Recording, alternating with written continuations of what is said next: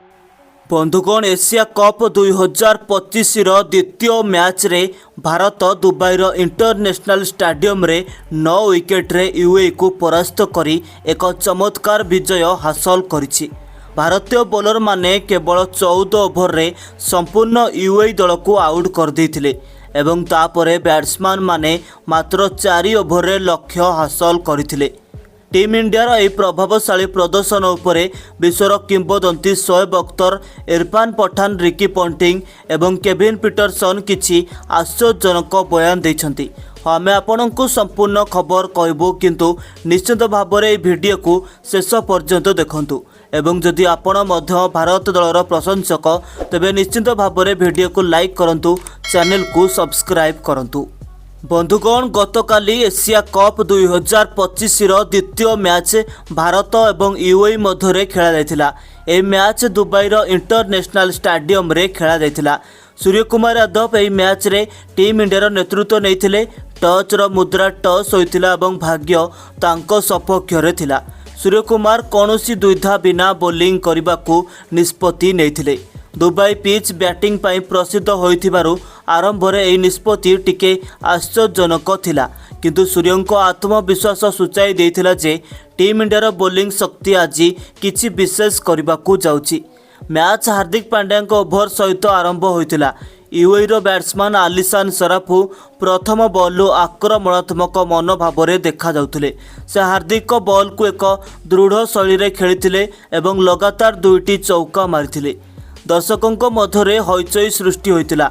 कौन यूएई आज एक बड़ विपर्य सृष्टि करिपारिबो? जसप्रीत बुमराह द्वितीय ओभर दायित्व नहीं। विश्वर सबुठारु विपदपूर्ण बोलर मध्यरु जड़े बोलिंग करथिबा बुमराह सम्मुखरे मध्य सराफू कौनसी भय बिना खेलिथिले। स्कोर 3 ओभर रे 25 रन में पहुंचीथिला एवं भारतीय दर्शक टिके चिंतित देखा जिबा आरंभ कले, किंतु बुमराह चतुर्थ ओभर सहित फेरिले एवं एथर तांको आखिरे एक भिन्न चमक देखागला।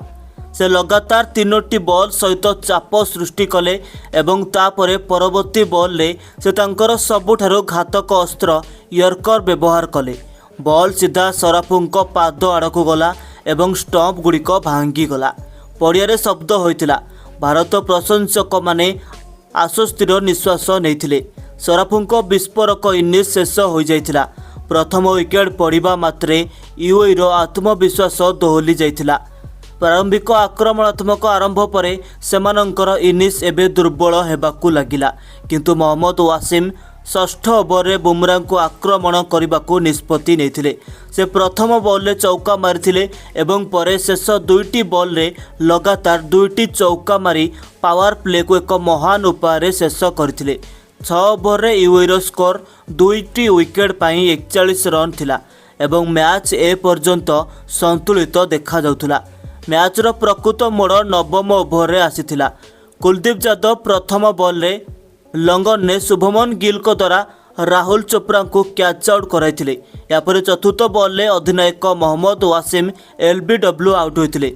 वासिम डीआरएस नहीं, किंतु रिप्ले स्पष्ट भाव में देखा जाउथुला जे बॉल विकेट रे लागि थांता। यापर शिवम दुबे मध्य 3टी विकेट नहीं। समग्र यूएई दल 14 ओवर एवं गोटे बॉल रे मात्र 57 रन पाई पतन होइथिला। कुलदीप यादव यह चमत्कार बोलिंग प्रदर्शन रे आगरे थिले, जे कि 4टी विकेट नहीं। शिवम दुबे मध्य 3टी विकेट नहीं तांकर ऑलराउंडर दक्षता देखाई देथिले।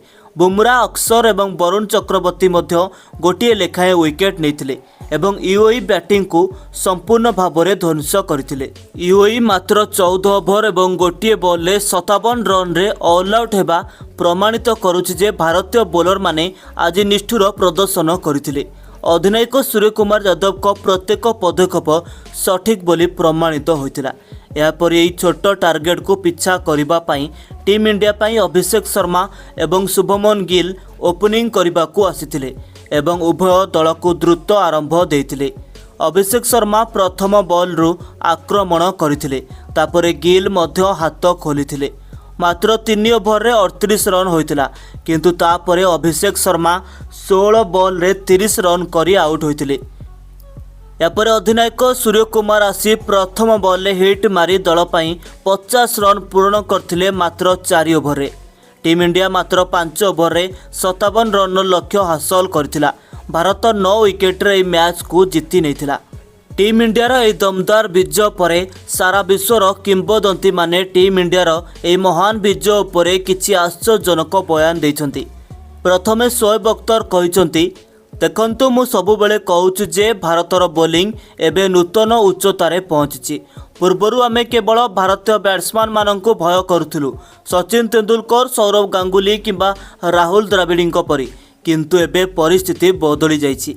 आज बुमरा, कुलदीप यादव, वरुण चक्रवर्ती एवं शिवम दुबेंको परी बोलर माने देखाइछंती जे एही दल एबे संपूर्ण संतुलित। सबुठारु प्रभावशाली प्रदर्शन थिला कुलदीप यादव को। गोटी ओभर 3टी विकेट नेबा सहज नुहे। मु सहमत जे यूएई दलर स्तर भारत ठारू बहुत तले, किंतु 14 ओभर 57 रन रे कौनसी दल को आउट करबा सहज काम नुहे। भारत यह करि देखाइछि। यापर इरफान पठान कहिसंती, ए विजय रे मते सबुठारु अधिक खुशी करुथिबा कथा हेउछि जे टीम इंडियार विभिन्न बोलर माने दायित्व नैथिले। प्रायतः आमे देखू जे बुमरांको भली बड़ नाम केवल विकेट नहीं थांती, किंतु आज शिवम दुबेंको भली ऑलराउंडर 3टी विकेट नहीं निजर दक्षता देखाइथिले। एवं हाँ, आमको सूर्य कुमार यादव को अधिनायकत्व को मध्य प्रशंसा करने उचित। सेर आउट एवं डेट आवेदन प्रत्याहार करी क्रीड़ा मनोभावर एक महान उदाहरण स्थापन करथिले। जदि मु बैटिंग विषय रे कथा हुए तेबे शुभमन गिल एवं अभिषेक शर्मा को जोड़ी एक महान आरंभ देथिले। अभिषेक मात्र 16 बॉल रे 30 रन जोड़िथिले एवं भारत को एक द्रुत आरंभ देथिले। तापरे सूर्य आसीबा मात्रे प्रथम बॉल रे छक्का मारी कहिथिले जे ए मैच एबे केवल एक औपचारिकता। यापर ऑस्ट्रेलियार रिकी पंटिंग कहिथिले जे जदि आपण भारतर ए विजय को टेक्निकल भाव में देखती तेबे यह केवल एक विजय नुहे बरं एक विवृत्ति। भारत देखाइछि जे सेमाने जेकोसी परिस्थिति रे विपक्ष दल उपरे चाप पकाई पारिबे। पावर प्ले रे अधिनायक सूर्य किपरि अक्षर पटेल एवं कुलदीप यादव को भली स्पिनर को बॉल देथिले ता मते विशेष भाव में पसंद आसीथिला।